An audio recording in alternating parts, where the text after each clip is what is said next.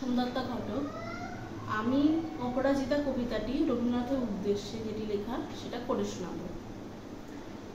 জানো মা, আমি না কবিতা লিখেছি, তোমরা পড়বে কি তা? মার কাছে এসে খাতা মেলে ধরে ছোট্ট অপরাজিতা। মুখ ভার করে মা তাকে বলে, মাথা কি খারাপ হলো? ছাইপাশ সব না লিখে বড় অঙ্কের খাতা খোলো। মুখ ভার করে গুটি গুটি পায়ে গেল সে বাবার কাছে।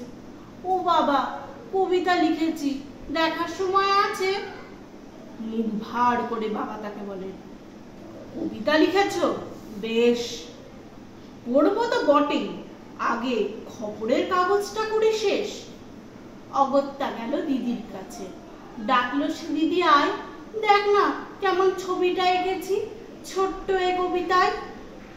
দিদির চোখে টিভি পর্দার ঝলমলে রোশনাই।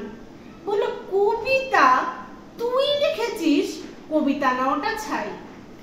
অপরাজিতার চোখ ছলো ছলো, বুকে কান্নার ঢেউ। তার লেখাই প্রথম কবিতা, দেখলো না পড়ে কেউ।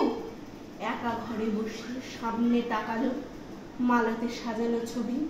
স্নিগ্ধ দু চোখে রয়েছেন চেয়ে সহজ পাঠের কবি। কবিতার খাতা মেলে সে ধরল, ঠোঁট দুটো থর থর। বলল, ঠাকুর কেউ না পড়ুক, তুমি এ কবিতা পড়ো। কি জানি কি করে কি যে হয়ে গেল এ কথার সাথে সাথে। রবি ঠাকুরের মালা থেকে ফুল ঝরলো সে খাতাটাতে। মনে হলো তার সামনে দাঁড়িয়ে বুঝি রবীন্দ্রনাথ, মাথার উপরে রাখলেন তার আদর মাখানো হাত। নমস্কার।